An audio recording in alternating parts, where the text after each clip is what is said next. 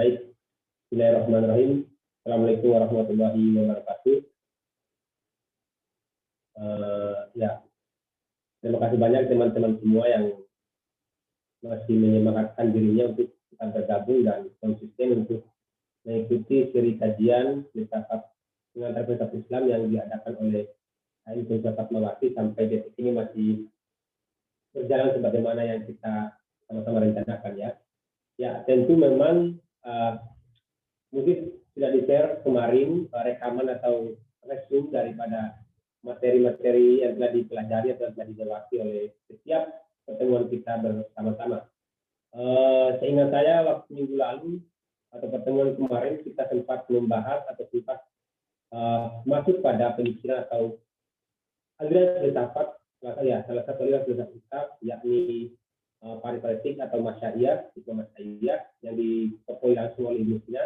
Nah, sekarang kita bergeser ke aliran kedua yaitu hikmah isyrofiyah ya. Yang kebetulan tokoh utama adalah Subrawadis sebagai salah satu filsuf muslim juga yang bisa dibilang sangat berpengaruh tentunya ya bagi kita dan bagi seluruh filsuf-filsuf setelahnya. Ya, teman-teman semua, saya akan berbahasa basi dan berpanjang lebar soal ini karena kita bicara waktu juga. Di depan kamera kita semua mungkin telah terlihat pancaran nur ilmuwan dari materi kita pada malam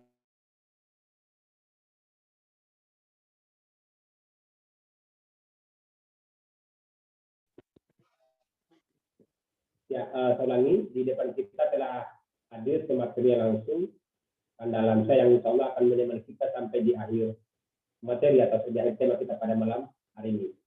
Baik, untuk mengefisienkan waktu, saya persilakan langsung kepada Kanda Lamsyah untuk memaparkan materinya. Silakan Kanda. Baik, bismillahirrahmanirrahim. Alhamdulillahirabbil alamin. Wassalatu wassalamu ala sayyidina Muhammadin wa ala alihi thayyibin at-tahirin wa ashabihi al-mayamin al-muntajirin.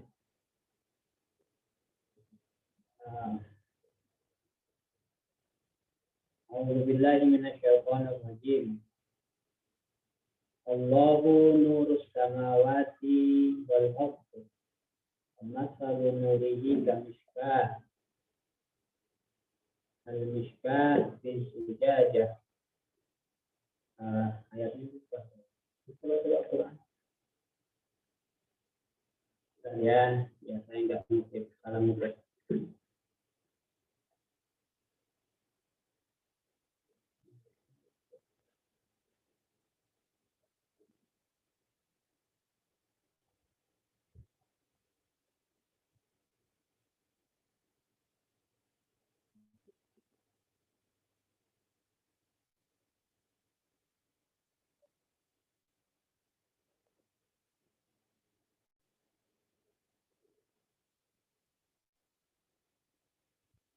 أعوذ بالله من الشيطان الرجيم. الله نور السماوات والأرض مثل نوره كمشكاة فيها مصباح. المصباح في زجاجة. الزجاجة كأنها كوكب دري يوقد من شجرة مباركة زيتونة لا شرقية ولا غربية يكاد زيتها يضيء ولو لم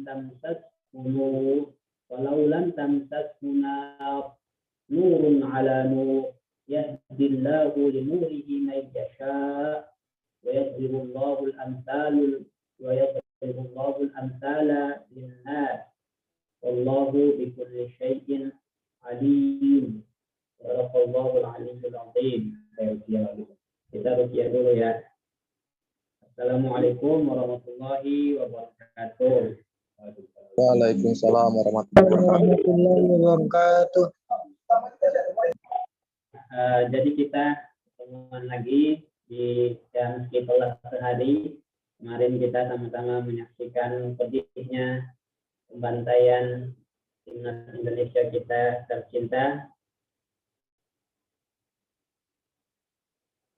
Jadi kita coba mereview kembali ya pembahasan yang telah kita bahas bersama-sama. kita mulai dengan penjelasan tentang filsafat Islam itu apa, ya, apa saja yang dibahas. Kita katakan dalam filsafat Islam kita membahas yang menjadi subjek pembahasan kita, subjek pembahasan kita adalah al-mawjud bima huwa mawjud. Keberadaan, bagaimana keberadaan itu. Artinya kita membahas hal yang paling mendasar dari segala sesuatu. Segala sesuatu kalau nggak ada, ya nggak mungkin kita bahas. Ya kan, kalau lucu aja kita ngobrol sama teman-teman kita, tanya, udah punya istri belum?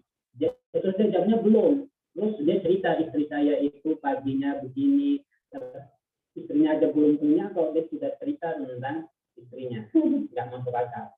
Nah, kenapa nggak masuk akal? Karena belum ada, simple. Karena belum ada sesuatu yang tidak ada, tidak layak untuk diceritakan. Ya, nah makanya kita harus ada dulu baru kita bicarakan. Nah, untuk mengetahui yang paling mendasar tentang keberadaan itu, maka kita butuh pada filsafat. Tanpa filsafat, kita akan kehilangan dasar dari segala sesuatu, yaitu wujud keberadaan. Nah, kemudian kita cerita-cerita dalam filsafat Islam itu ada minimal 3 aliran besar, ya. Ada namanya hikmah masyahiyah, filsafat peripatetik, yang minggu lalu kita bahas panjang lebar. Kemudian ada hikmah isyraqiyah, filsafat iluminasi. Iluminasi ini nggak ada kaitannya dengan Freemason, iluminasi, ya. Ini beda dunia. Dan juga nanti ada hikmah isyraqiyah, hikmah muta'aliyah. Nah, apa benang merah antara ketiga ini? Tiga-tiganya sama-sama membahas tentang hal yang paling mendasar, yaitu keberadaan. Nah, di hikmah isyraqiyah ini saya coba jelasin 2 hal inti saja, karena kita juga pengantar. Pertama tentang silsilah cahaya.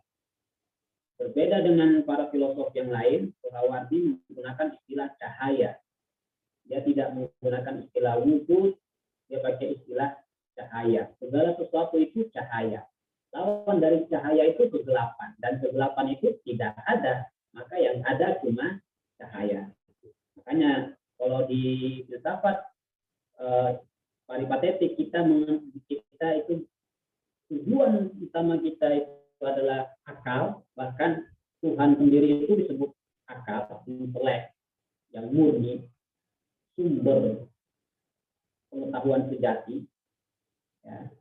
Tapi dalam filsafat isyraqiyah, hikmah isyraqiyah ini Allah itu disebut cahaya.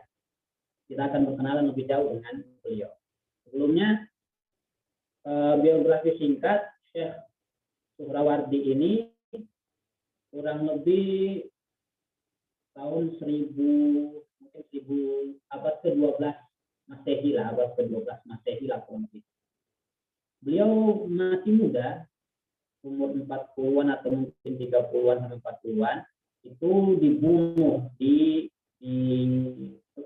dieksekusi oleh raja pada waktu itu, raja di sekitaran Suriah sekarang.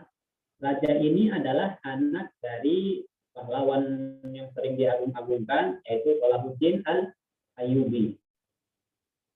Ceritanya, anak dari Salahuddin al-Ayyubi yang waktu menjadi raja lokal itu berkenalan dengan Suhrawardi dan menjadi Syekh Suhrawardi, ya, pendiri mazhab filsafat iluminasi ini. Dia berkenalan baik dengan Syekh Suhrawardi dan sangat tertarik, bahkan tanpa ragu dia ingin menjadi murid dari Syekh Suhrawardi ini.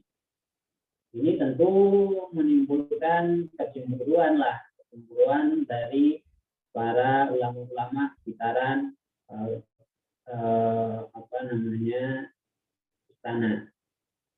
Kemudian karena melihat ini, maka kemudian mereka mengkritik Surawardi, mengkritik ajaran-ajaran Surawardi, kehidupan filsafatnya maupun tasawufnya dikritik.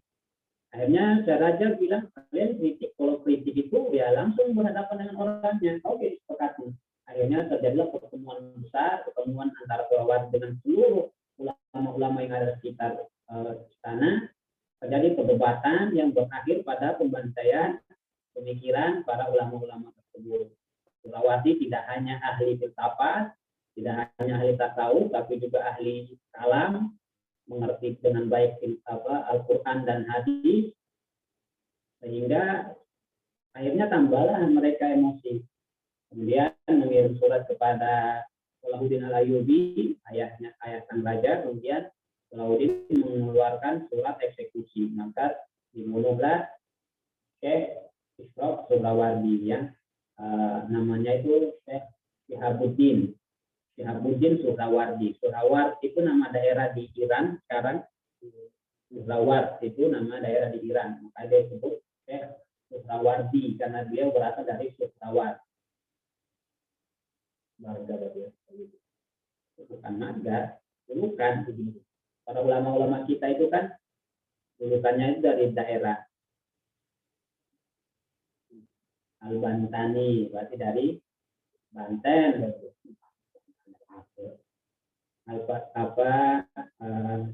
Al-Mandari, Al-Maduri dari Madura. Nah, kenapa beliau sedemikian tidak disukai para ulama pada waktu itu? Para ulama ceritanya, kata mereka, ajaran-ajaran sholawat itu sudah bertentangan dengan Al-Quran dan hadis. Nah, sekarang kita lacak nih. Betulkah ajaran Surawardi itu bertentangan dengan Al-Quran dan hadis? Tapi sebelumnya kita sudah clearkan ya, kita sudah clearkan teman-teman, mungkin yang ikut dari awal sudah masih ingat, bahwa dalam filsafat Islam kita itu tidak menolak Al-Quran dan hadis. Bahkan para filosof itu selalu menjadikan Al-Quran dan hadis, tentu hadis-hadis yang sahih yang dapat dipahami dengan baik oleh akal, itu sebagai sumber pengetahuan, sebagai rujukan. Ketika ada masalah, mereka merujuknya kepada Al-Quran dan Sunnah. Filsafat Islam memang mewarisi tradisi pemikiran Yunani. Dan apa yang diwarisi pemikirannya, apakah pemikirannya tentang dewa-dewa, apa tentang hal itu? Bukan. Lebih kepada tradisi berpikir kritis. Tradisi berpikir kritis, menggunakan rasio se-efektif mungkin, itu yang diwarisi oleh filsafat Islam. Kemudian pembahasannya itu begitu banyak penambahan, pengurangan, penyempurnaan, begitu banyak modifikasi pembahasan filsafat dalam filsafat Yunani, dari filsafat Yunani ke filsafat Islam, sehingga tidak tepat jika kita ada yang mengatakan bahwa filsafat Islam itu cuma contekan dari filsafat Yunani. Itu tidak tepat. Seperti misalnya pertemuan kemarin, Al-Farabi adalah orang yang pertama yang membedakan antara konsep mahiyah dan konsep wujud, antara keapaan sesuatu dan keberadaan sesuatu itu. Ini saya harus ulang-ulang terus karena insya Allah pertemuan setelahnya itu, setelah kita berkenal dari Muta'aliyah, kita akan lebih membahas lagi tentang wujud dan mahiyah.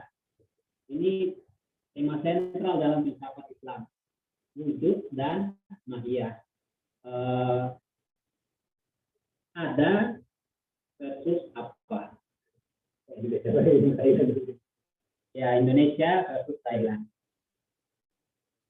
Spidol ini kita pertama kali kita menanyakan apa ini?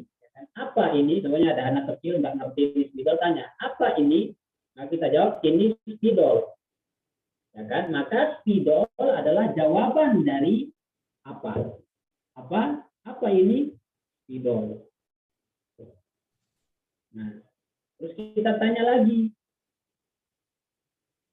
spidol ini ada enggak?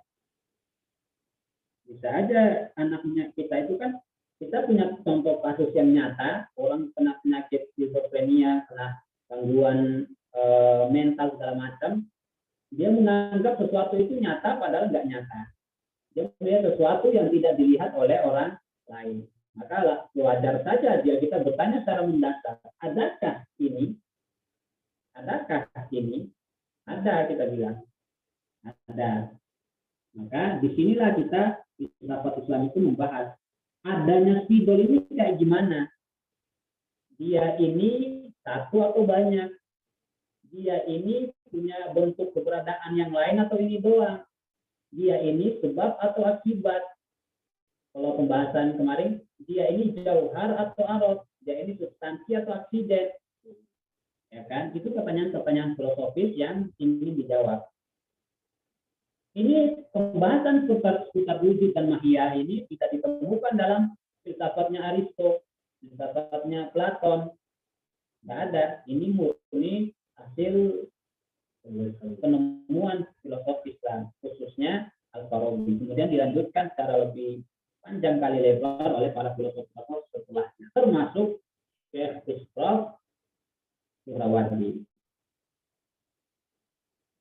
Nanti ini pembahasan kedua yang akan kita bahas. Sebelum kita masuk ke sini, menurut Syekh Ishraf itu mana yang asli? Pertanyaannya ini, kan dari satu benda ini kita tarik dua konsep, ya kan? Tentang konsep keapaannya dan konsep adanya. Kita tanya, terus mana yang asli? Maksudnya yang asli itu kayak gimana? Lihat nih, contoh lebih gampang, air. Air itu kalau kita minum maka melepaskan dahaga. Atau api deh, lebih gampang lagi. Api itu panas dan membakar. Ya kan?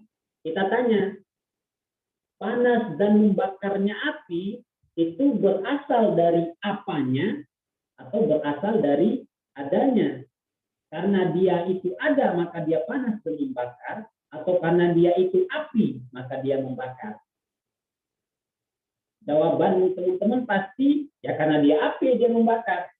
Cuma sekedar ada doang dia nggak membakar. Karena selain api buku juga ada, itu juga ada, itu membakar. Tidak.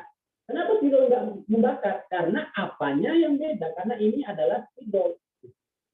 Spidol itu berhubungan dengan apa? Jadi spidol itu tidak membakar, meskipun spidol itu juga memiliki ada, ya kan? Itu punya ada, itu spidol ini punya apa? Spidol ini punya ada, juga punya apa? Api itu ada juga apanya? Kita tanya, api itu membakar karena dia ada atau karena dia itu sebagai api? Tentu jawaban sederhananya pasti kebanyakan orang akan mengatakan bahwa api itu membakar karena dia api. Karena dia api. Api itu adalah jawaban dari apa. Maka yang hakikat eksternal benar-benar berefek di elemen itu adalah mahiyah, bukan wujud. Ini gambaran umumnya. Sebelum sampai ke situ, saya mau jelasin lebih mendasar lagi tentang ontologinya filsafat isyrafiyah, hikmah isyrafiyah, filsafat iluminasi. Kita kemarin Assalamualaikum, Kak. Boleh bertanya, Kak? Oh, silakan.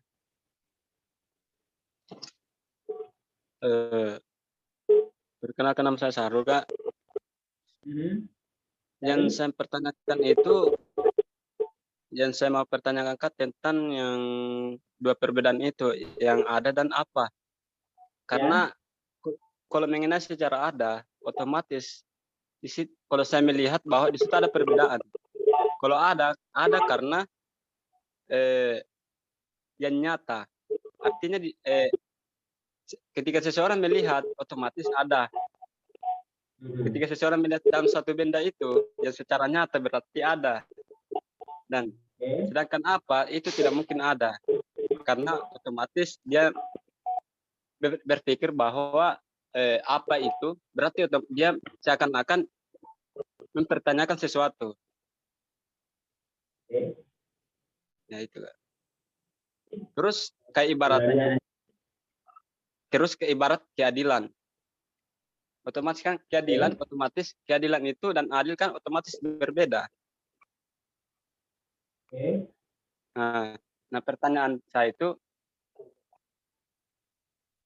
apakah ada ini karena sesuatu yang betul-betul ada di depan mata kita, atau memang secara pola pikir kita untuk mendapatkan sesuatu yang ada itu, dan kemudian masuk tentang apa, berarti otomatis mengenai tentang mengapa. Apakah kata apa ini seakan-akan bertanya tentang dalam suatu metode itu tujuannya seperti apa? Seperti itu, Kak. Rumit ya. Mungkin aja Bang yang waktu kita jelas dulu ya. Apa. Rumit ya emang. Filsafat itu Begitu. rumit kalau memang kita nggak ngerti. Kalau ngertinya tengah-tengah itu rumit. Nggak apa-apa, itu pertanyaan disimpan dulu. Nanti kita jawab lagi dalam pertemuan-pertemuan selanjutnya. Insya Allah pertemuan ke-5 kalau enggak ke-6 ya. Ke-6 kita akan membahas lebih detail tentang ada dan apa itu. Ingat-ingat ya, biar teman-teman ada terus. Pertemuan ke-6. Sekarang saya kasih stimulus saja pengantar biar ada muncul pertanyaan-pertanyaan seperti itu. Oke, Ya kan? kita lanjut dulu ya. Tidak Kak. Kan di situ kan ada dan apa kan berarti ada ini secara wujud kan berarti ada. Nah, karena tidak adanya secara wujud itu berarti otomatis tidak ada. Tapi adanya ini di mana dan apanya ini di mana? Seperti itu. Oke. Gini. Sekarang siapa tadi namanya? Bung siapa? Sahrul, Kak. Harul. Dari mana? Saya dari Malunda, cuman kuliah di Mamuju, Kak. Oke, kuliahnya di Mamuju ya. Iya. Ini. Kita fokus ke satu aja, kita biar lebih gampang. Ini spidol ini Iya, Kak. ada nggak spidol ini?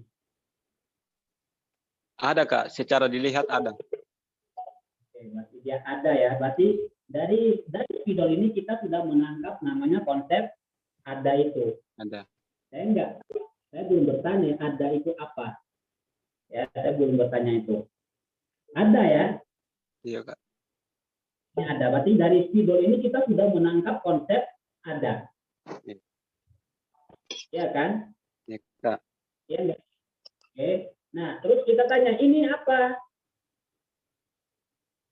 Spidol. Apakah ini spidol?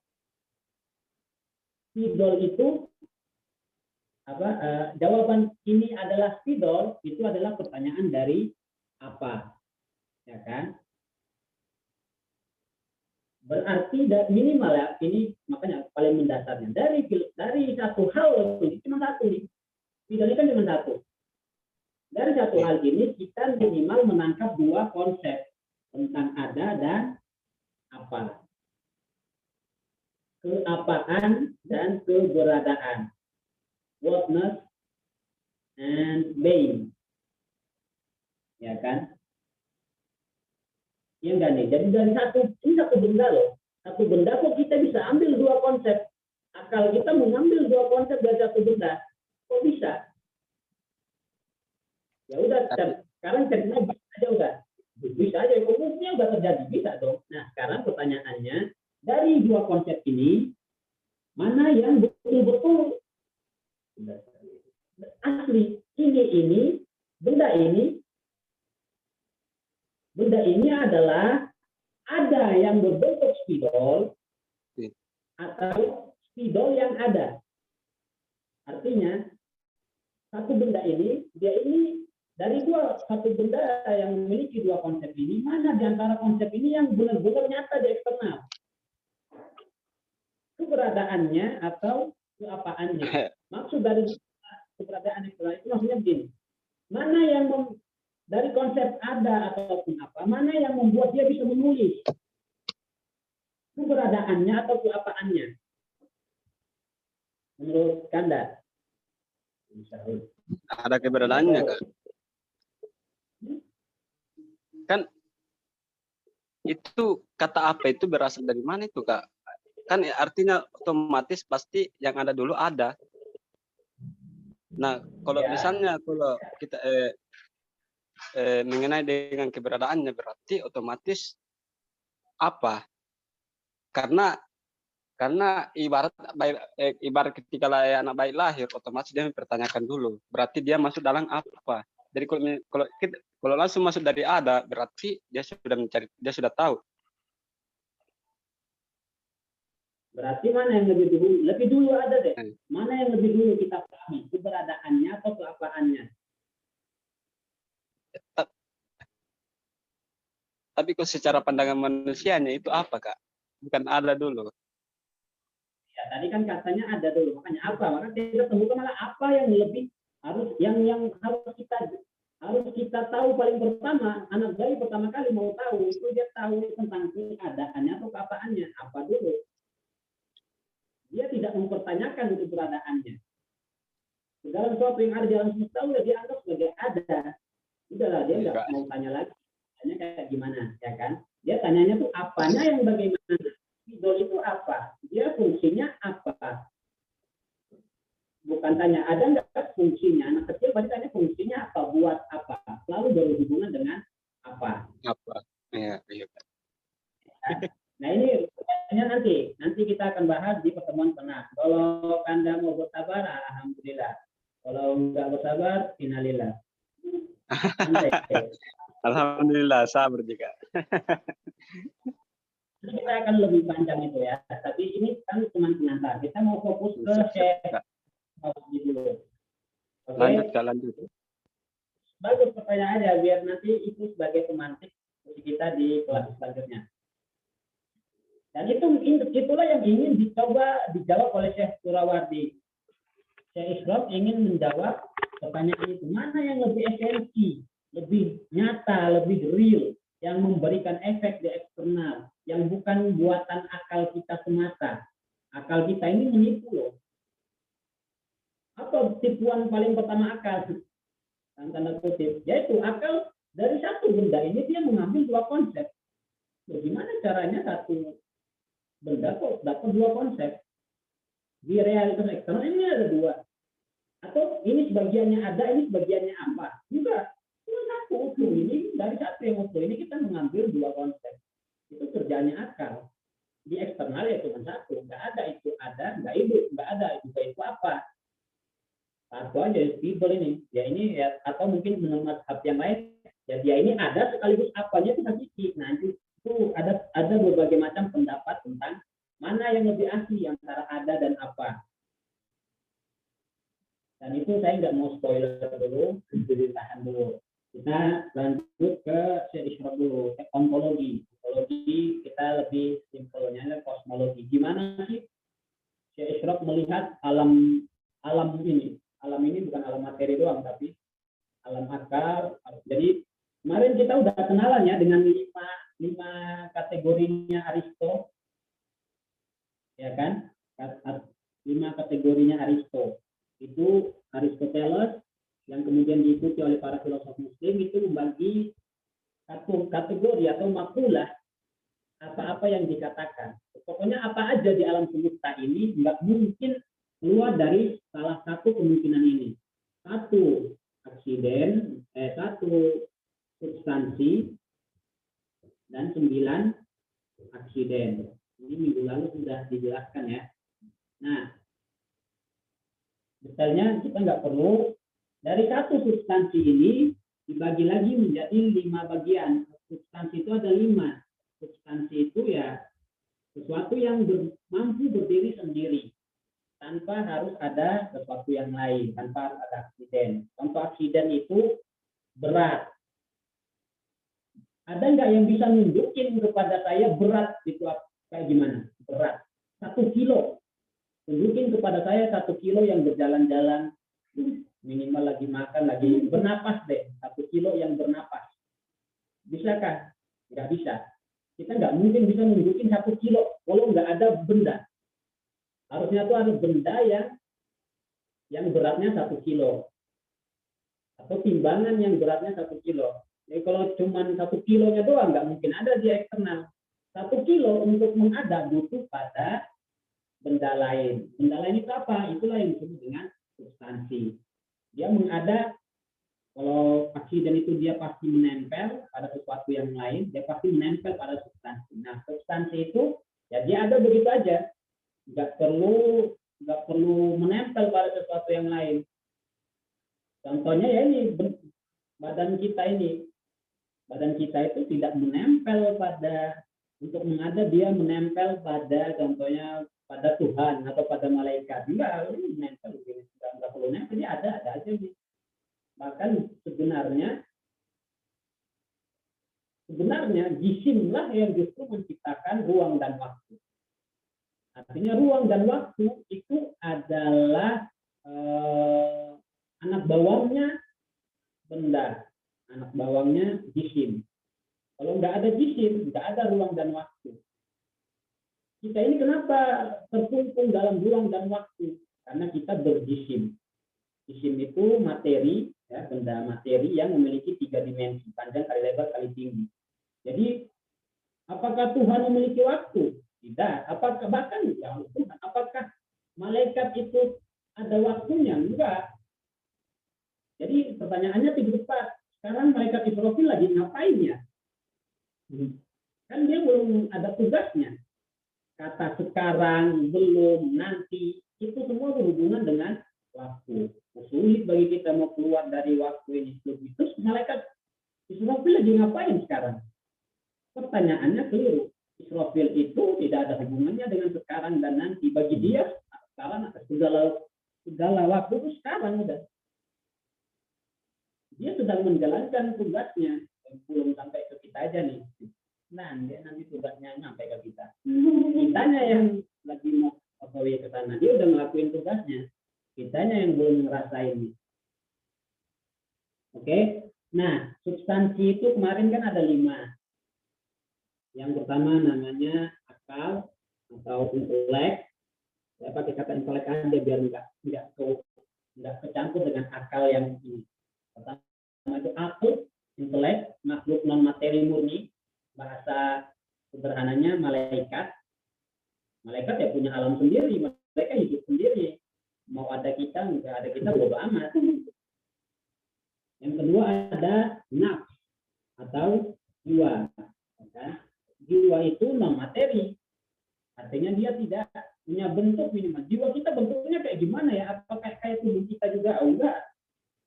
Jiwa kita nggak berbentuk, loh. Jadi kita ini tidak berbentuk. Oh iya, kita ini kata Rumi, kita itu terlalu asik dengan orang asing sehingga kita lupa dengan tuan rumah itu sendiri. Tubuh kita adalah orang asing dan tuan rumah adalah jiwa kita sendiri.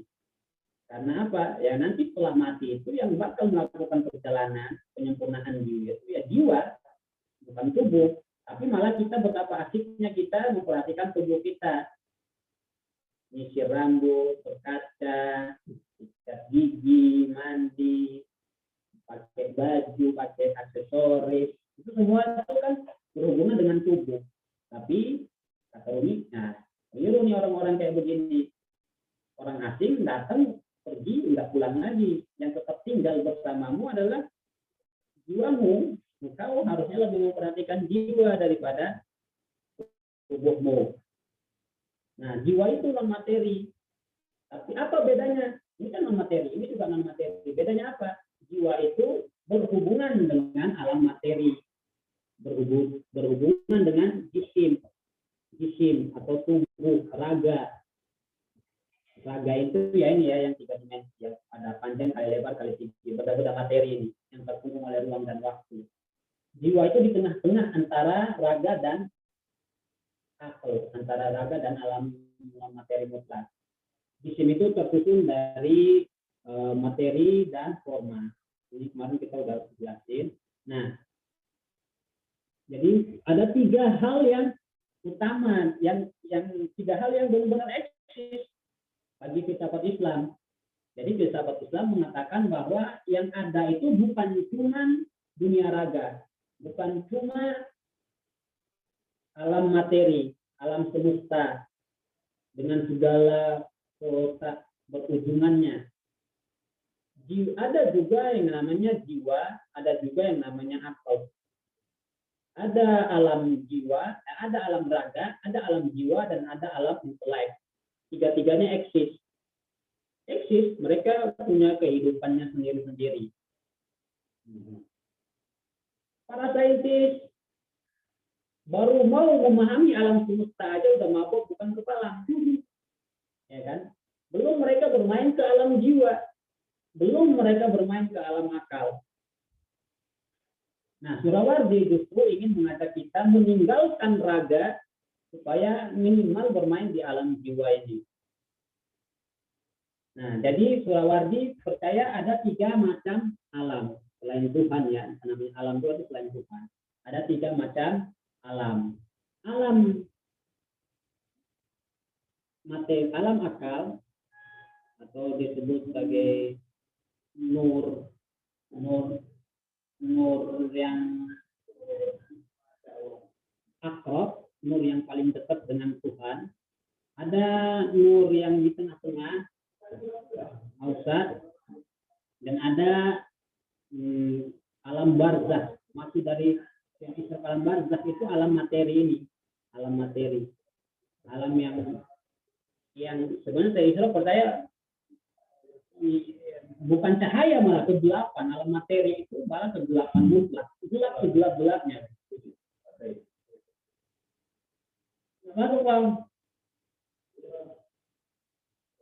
Nah, jadi ada 3 alam Surawardi. Kita ini baru berkenalan dengan alam materi aja udah mabuk bukan kepala. Baru mau kenalan sama alien yang juga masih tinggal di alam materi aja orang udah banyak spekulasi, udah merasa tak mampu. Belum kenalan dengan alam jiwa, belum kenalan dengan alam akal. Surawardi teorinya ada 3 alam. Bagaimana alam ini tercipta? Bagaimana 3 alam ini tercipta? Teorinya mirip dengan teori emanasi Ibnu Sina. Teori emanasinya Ibnu Sina pakai istilah akal, intelek. Isra, Surawardi pakai istilah nur, cahaya.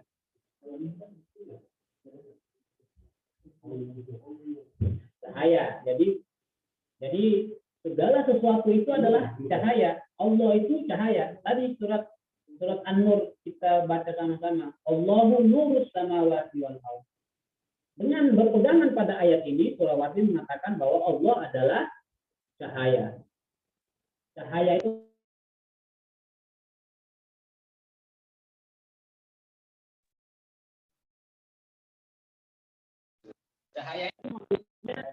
zahirun li nafsih, muzhirun lil ghairi.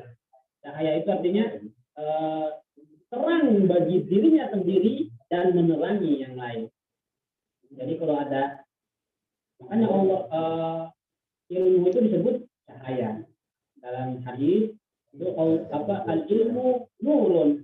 Ilmu itu nurun karena al-ilmu nurun, ilmu itu nurun. Jadi kalau orang semakin berilmu dia semakin nurun. Nah, itu tetap lagi. Berarti itu tanpa itu bukan sekedar ilmu cocok lagi, tapi itu kenyataannya begitu. Ilmu itu nurun. Ilmu itu nurun. Al-ilmu nurun. Yabdifu'ullah liqalbi man yasha. Nah, Surawardi bilang Allah itu cahaya. Nurul anwar, cahaya di atas cahaya. Nurul anwar, sang maha cahaya, sang mega cahaya, cahaya di atas cahaya. Yang paling terang dalam dirinya dan paling menerangi yang lain. Bahkan dialah satu-satunya cahaya itu. Kemudian cahaya yang pertama ini menciptakan cahaya yang sang maha cahaya ini menciptakan cahaya yang pertama, an-nurul awal, an-nur al-awal, cahaya yang pertama. Kemudian terus sampai tak terhingga. Kalau Ibu Sina bilang akal itu ada 10, ya kan? Tapi kalau Surawardi bilang enggak, cahaya itu ada tak terhingga. Ada banyak miliaran tak terhingga sampai ke kita ini. Kita ini udah satu cahaya yang itu berapa miliar, yang berapa triliun cahaya kalau kita dapat cahaya ini. Nah, di samping bersifat vertikal begini, alam itu juga dia memanjang horizontal. Di sini ada namanya alam misal, alam mukul. Ada alam mukul, ada alam misal. Ini istilah-istilah aja ya.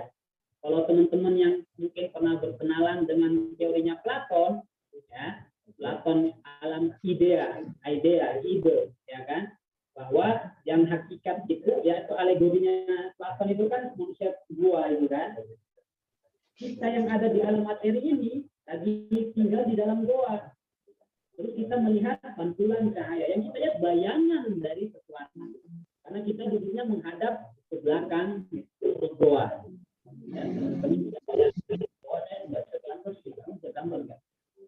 Bayangin aja kita ada goa kan, mulut goanya cuma satu dan cahaya masuk lewat situ. Kemudian ada orang yang lalu lalang, ada hewan yang lalu lalang, kan pasti ada bayangannya kan. Bayangannya turun ke dalam goa. Lalu kita duduknya membelakangi mulut goa, terus kita melihat menyaksikan bayangan-bayangan itu bergerak. Pantulan bayangan barang orang benar-benar yang itu bergerak. Terus kita lihat, oh, karena kita sama sekali tidak pernah keluar dari goa, kita menganggap bahwa bayangan-bayangan itu realitas, itu hakikat sejati. Platon bilang enggak, asli. Salah paham kalian selama ini. Ini saya mau mengajak kalian keluar dari goa materi ini. Ini saya ajak untuk berkenalan langsung dengan realitas yang hakiki. Di mana realitas itu? Di alam ide. Alam ide. Bahasa Arabnya mukul. Alam mukul alam ya. Alam mukul. Nah, dan ini dia eksis. Mau kita paham tentang dia, mau kita nggak ngerti, dia tetap ada alam idenya Platon. Contohnya dia itu gelas. Jadi contoh itu Platon itu gelas nih. Pas ada gelas, dia bilang gelas yang ada di alam eksternal kita, anggap aja ini gelas. Gelas yang ada di alam eksternal kita ini cuma bayangan dari gelas yang eksis di sana itu. Sama kayak tadi, kita dalam goa, kita melihat ada pantulan-pantulan, kan ada bayangan-bayangan. Terus kita bilang, oh itu gelas, oh itu enggak, itu adalah bayangan dari gelas ini, adalah bayangan dari penghapus. Penghapus yang hakiki ada di alam kita, alam ide sana. Mau nggak kalian ke sana? Kata Platon, mau nggak? Kalau mau, ayo. Surawati kasih tahu caranya. Mau nggak? Caranya keluar dulu dari tubuh kalian, minimal puasa 40 hari. Betul lah, serius. Surawati bilang begitu. Minimal puasa 40 hari, keluar dari tubuh kalian, jiwa kalian keluar dari tubuh kalian, kalian bermain ke alam misal ini minimal. Kita kan lagi di alam materi ini. Rendah banget, jauh sekali. Kita itu sangat jauh dari sumber cahaya ya. Mungkin jaraknya berjalan triliunan tahun cahaya, kecepatan cahaya. Kita harus main ke alam ini nih. Alam muncul ini dia semua archetype, semua yang hakikat. Manusia sejati itu ada di alam kita. Jadi dia itu alam itu mengurus sekaligus memanjang. Maksudnya lebih gampangnya lagi apa? Manusia, kita ini kan manusia kan. Tapi manusia yang sempurna, manusia yang betul-betul diciptakan oleh Tuhan dengan segala kesempurnaannya itu, dia adanya di alam misal, ya tidak. Kita ini cuma cerminan dari manusia yang hakiki ini. Manusia yang hakiki ada di alam misal ini. Kita ini cuma cerminan. Kita ini manusia-manusia bayangan. Jadi jangan pernah menganggap diri kita ini hebat. Kita ini cuma bayangan, bukan siapa-siapa. Nah, begitu teorinya teori alamnya Surawardi. Jadi sang cahaya nurul anwar. Cahaya di atas cahaya itu adalah Allah Subhanahu wa taala. Kemudian menciptakan cahaya pertama yang orang Paripatesik bilang akal pertama. Yang orang sufi bilang nur Muhammadi. Orang sufi itu pakai istilah nur juga. Kenapa Surawati juga pakai istilah nur? Karena seorang Surawati itu juga seorang filosof. Ini kita sudah jelasin ya, di tangan Surawati filsafat dan tasawuf itu perkenalan, bahkan mulai saling bergandengan tangan sebelum menyatu dalam hikmah muta'aliyah. Jadi zamannya Ibnu Sina filsafat dan irfan itu masih musuhan. Zamannya Isra lagi PDKT, zamannya Ibnu Muta'aliyah nikah mereka. Jadi pernikahan antara akal dan hati terjadi di sini.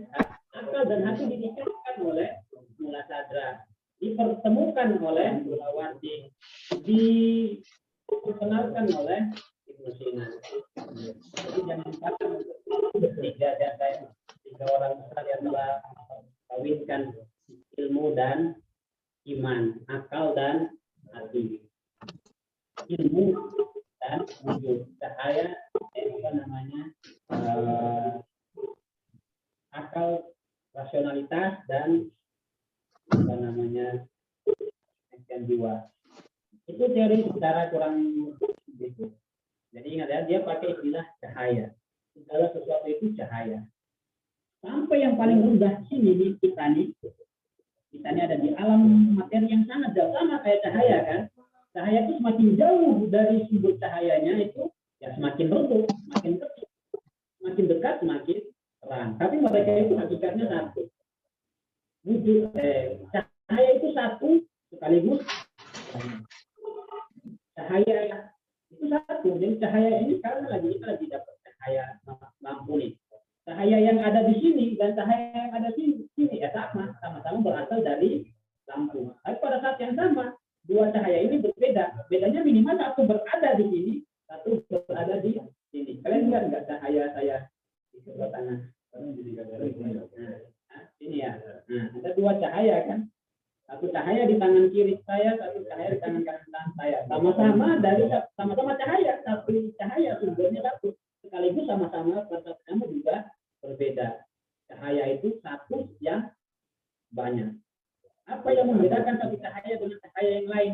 Intensitasnya, kekuatannya, kualitasnya. Dia sedekat apa dia dengan sang sumber cahaya? Semakin dekat, semakin kuat.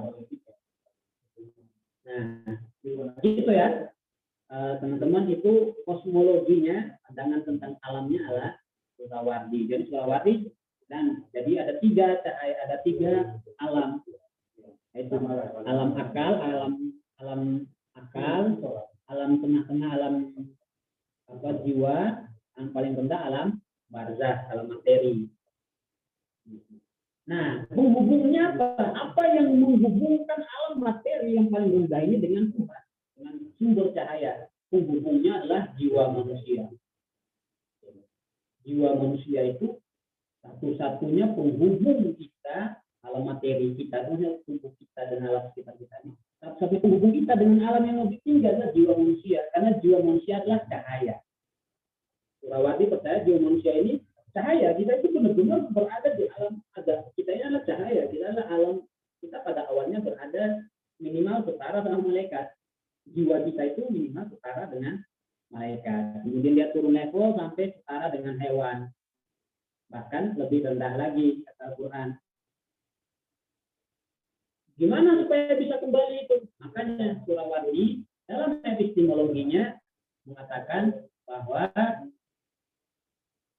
ilmu itu didapatkan pertama melalui pancaran cahaya. Gini, jiwa kita ini cahaya. Benda di sekitaran kita ini kegelapan. Bisakah kita melihat dalam kegelapan? Mustahil. Ya kan? Mustahil kita bisa melihat dalam kegelapan. Terus kita lagi melihat ini. Ini kata Surawati gelap. Kok kita bisa melihat ini? Ini kata Surawati gelap. Kok kita bisa melihat?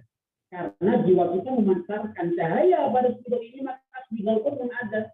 Maka dia memiliki cahaya sedikit. Maka kita bisa melihat spidol. Seandainya jiwa kita tidak memancarkan cahaya kepada spidol ini nggak bakal ada. Jadi alam semesta ini kita bisa berinteraksi dengan alam semesta yang kegelapan mutlak ini. Kenapa? Karena jiwa kita memancarkan cahaya.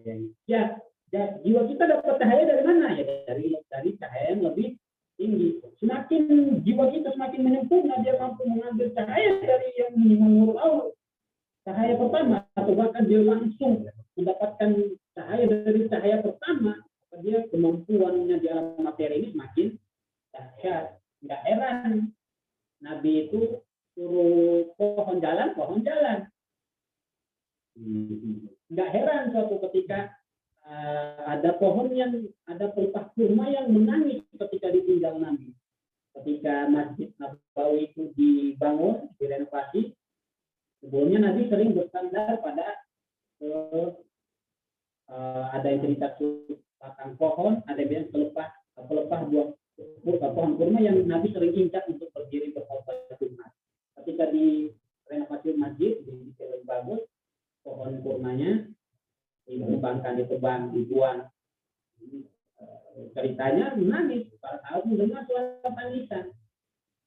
Ternyata pohon kurma atau pelepah kurma itu yang menangis. Mengapa engkau menangis wahai pohon kurma? Karena aku tidak lagi dekat dengan wahai Rasulullah. Hakikatnya memang demikian nanti. Segala sesuatu itu dekat dengan cahaya. Karena cahaya Rasulullah sedemikian kuat, maka beliau mampu membuat berbicara benda manis. Kalau jiwa kita itu sekuat Rasulullah, ya kita bisa berbicara dengan para benda apapun. Nggak heran Nabi Sulaiman ceritanya berbicara dengan burung. Nah, itu selalu bicara dengan hewan. Hewan itu setidaknya levelnya masih di atas tumbuhan. Nabi berbicara dengan batu. Batu pun Nabi bisa memberikan cahaya pada batu sehingga batu itu bisa hidup dan berbicara dengan saking kuatnya cahayanya Nabi. Nah, itu teorinya Surawardi. Penjelasan saya, tapi bilang itu penjelasan Surawardi kayak gitu, bahaya. Saya yang menjelasinya begitu. Jadi kalau di akhirat kalian dapat ilmu sesat, bilang itu dapat dari alam hati saya. Itu ya, itu untuk pengantar diskusi lah. Nah, dikit lagi, ini yang pertama tentang teori cahayanya Surawardi. Yang kedua, kita kembali lagi ke wujud dan mahiyah itu ya, wujud dan mahiyah. Semoga teman-teman masih kuat otaknya ya.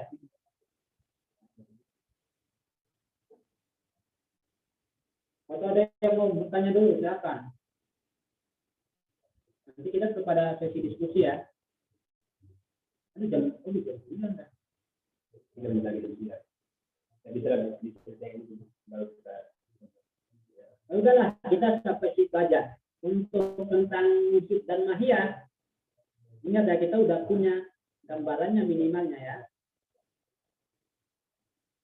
Justru Ibnu Sina dan Mullah Sadra justru lebih mendekati bahwa wujudlah yang nyata. Sebenarnya Ibnu Sina Surawardi atau Mullah Sadra bilang dari konsep ada dan apa, yang mana yang nyata, mana yang benar-benar eksis ini. Ini adalah wujud atau ini adalah mahiyah. Benda ini apa namanya? Korek api ini. Dia ini adalah wujud yang berbentuk korek api atau dia ini adalah korek api yang ada. Mana dari antara konsep ada dan apa itu yang benar-benar eksternal? Mullah Sadra bilang, ya dia wujud ini adalah wujud yang berbentuk korek api. Yang membakar api adalah, yang membuat api membakar adalah wujudnya, bukan apinya. Surawardi kebalikannya, mahiyah lah yang asli. Keapaan sesuatu itu yang asli. Jadi dalilnya Surawardi sederhana. Kita kan bisa membayangkan sesuatu yang nggak ada, tapi menghasilkan efek. Seperti apa? Kita membayangkan raksasa. Kita mampu mengetahui keapaan raksasa tanpa kita mampu mengetahui keberadaan raksasa. Raksasa itu ada atau enggak kita nggak bisa jawab. Tapi kalau raksasa itu apa, kita bisa jawab. Nah, berarti apanya yang asli dong? Berarti apa yang asli? Karena kita mampu menjelaskan tentang apanya raksasa yang enggak ada. Iya kan? Raksasa nggak ada, tapi kita bisa berbicara tentang raksasa. Spiderman dari eksternal nggak ada, tapi kita bisa berbicara tentang Spiderman. Kita bisa membayangkan ada manusia yang bisa terbang pakai jaring, bisa loncat ke sana kemari, nyelamatin dunia. Padahal realitasnya mana ada Spiderman nyelamatin dunia. Berarti keapaan sesuatu itulah yang asli, dong. Itulah yang real, dong. Yang kita interaksi sehari-hari. Mula Sadra bilang enggak, wujudlah yang asli. Nah itu nanti lebih ditanyain. Ini pembahasan yang memang sangat mendasar. Tapi kalau kita paham ini antara ada dan apa, tentu otomatis cara pandang kita terhadap dunia akan berubah. Itu tawaran yang saya tawarkan kepada teman-teman. Kita akan, kalau kita mengerti pembahasan tentang ada versus apa ini, kita tidak akan melihat spidol sebagaimana spidol lagi. Kita akan melihat bahwa spidol ini adalah satu wujud yang minimal dia berbagi wujud dengan kita. Dia ini sama-sama dengan kita. Minimal dia itu sama-sama ada. Kalau dia itu sama dengan kita, otomatis kita akan menghormati dia. Bayangkan kalau semua orang itu menganggap bahwa apapun yang eksis itu baik. Bahkan dia akan mencintai orang yang membencinya. Ya kan? Itulah yang dilakukan Rasulullah ketika dilempari batu, Rasulullah malah mendoakan. Kenapa? Karena Rasulullah tahu loh yang menyakiti saya ini adalah sama dengan saya minimal. Dia sama-sama ada. Dia ini ciptaan Tuhan. Enggak layak kita benci. Kebencian itu buatan benak kita aja. Realitas nggak ada yang namanya kebencian. Kebencian menjadi ada karena kita yang nyiptain. Tapi realitas eksternal nggak ada itu.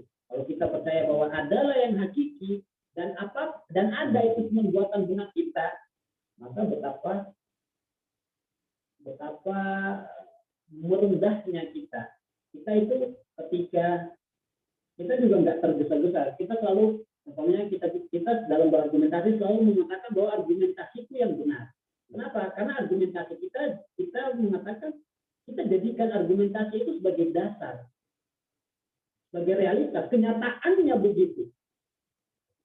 Padahal yang namanya argumentasi itu konsep itu bisa benar-benar ada di eksternal, bisa nggak ada. Yang benar-benar ada itu cuma muncul kata saja.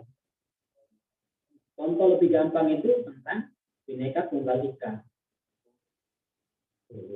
Itu buat saya konsep Bhinneka Tunggal Ika berbeda-beda tapi hakikatnya satu, itu murni filosofis, filsafat Islam lagi.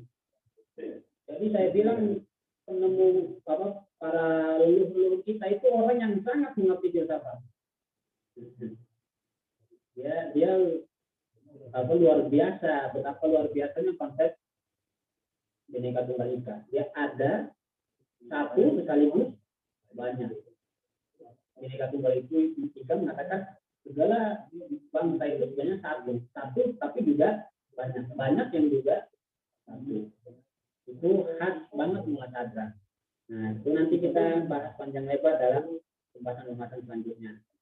Untuk sementara mungkin sekian dulu untuk antar diskusi tentang filsafat iluminasi. Kalau ada yang ingin berdiskusi lebih jauh, bertanya apa, saya kembalikan ke moderator. Baik, terima kasih dan dalam syarat pemahamannya. Saya pikir memang apa yang disampaikan tadi benar-benar mengajak kita untuk traveling ke alam yang lebih tinggi lah, yang memang tidak pernah kita bayangkan. Tapi lewat kebersamaan tugas yang sedang kita alami saat ini, kemudian kita memasuki pembahasan berbau agak sedikit spiritual, filosofi, benar-benar bisa mencerahkan kita tentunya ya. Namun sebelum sampai ke situ, saya persilakan untuk buka ruang diskusi atau bertanya bagi teman-teman. Tadi ada yang sudah mengajukan dirinya untuk bertanya. Ada Sauda, ada Yunda, Pak Atis, silakan untuk bertanya.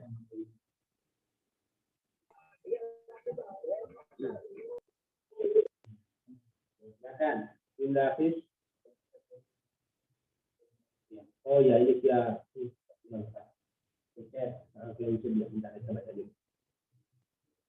Jika akal dan hati berbeda,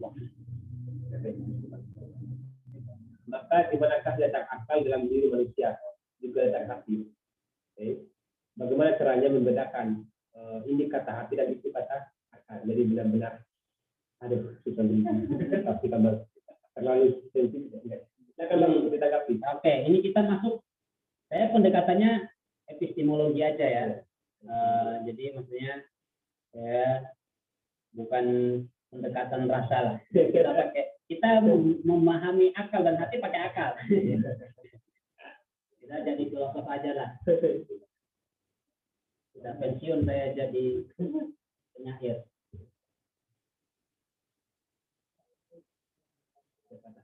Manusia itu punya beberapa fakultas, kata Ibnu Sina. Fakultas itu maksudnya ya potensi kekuatan yang kita miliki dalam jiwa manusia. Ada akal, ya, ada hati, dan ada ini kita sebut nafsu lah. Tiga-tiganya kita perlukan. Saya belum masuk perspektifnya muladhara ya. Nanti dalam muladhara kita bilang akal dan hati itu satu. Akal dan hati itu satu menurut muladhara. Tapi pada umumnya kita bedakan antara akal dan hati. Akal itu tujuannya apa? Dia memahami hal-hal yang bersifat universal. Dia memahami hal-hal yang bersifat rasional, intelektual, apalah istilahnya. Hati itu lebih kepada kemampuan dia juga di spiritual, berhubungan ya kalau mau pakai ini istilahnya dengan makna lah, makna, bukan arti. Kita tuh kalau bahasa Indonesia kan kita bedakan ya makna dan arti. Arti itu kayak ya arti apa arti? Arti itu penjelasan kata. Arti itu penjelasan kata, ya kan? Kalau makna, ya hakikat yang disampaikan oleh kata itu, ya kan? Kita bilang marah. Marah itu artinya apa? Marah itu artinya kondisi yang kita nggak suka lah, pengen nampol orang.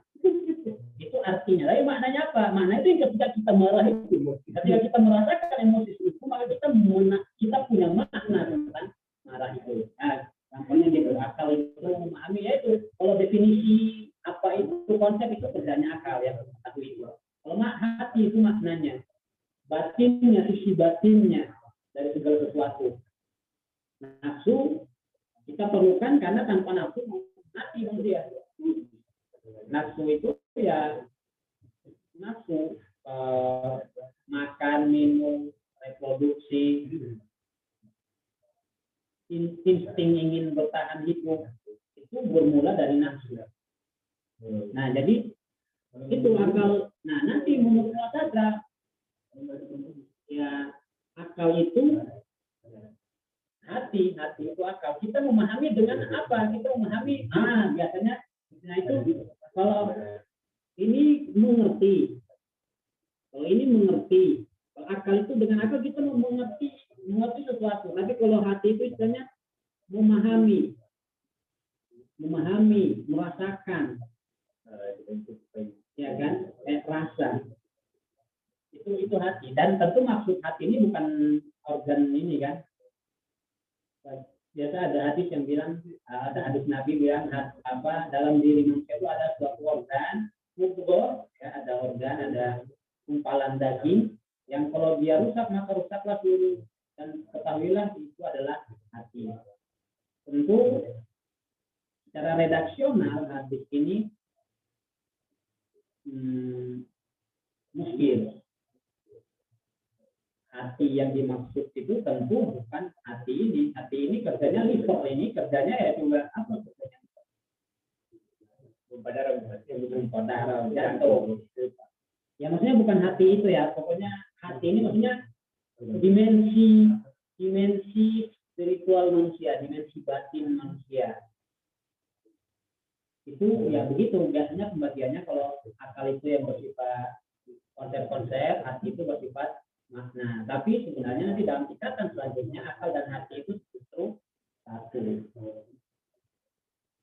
Nah ini tentu ini ditolak oleh para filosof, para sufi, ditolak oleh para sufi, para arif. Rumi itu selalu menjelek-jelekkan akal. Rumi itu tidak terima akal itu dipakai sebagai jalan teman kita dalam melakukan penyempurnaan. Kalau kita mau menyempurna pakai hati kita, pakai rasa kita. Itu kurang lebih. Ya gitu ya. Yunda Ipa. Yang lain mungkin kalau yang mau bertanya juga di belakang kita santai aja ya. Dalam jumlah juga soalnya. Silakan teman-teman yang mau bertanya.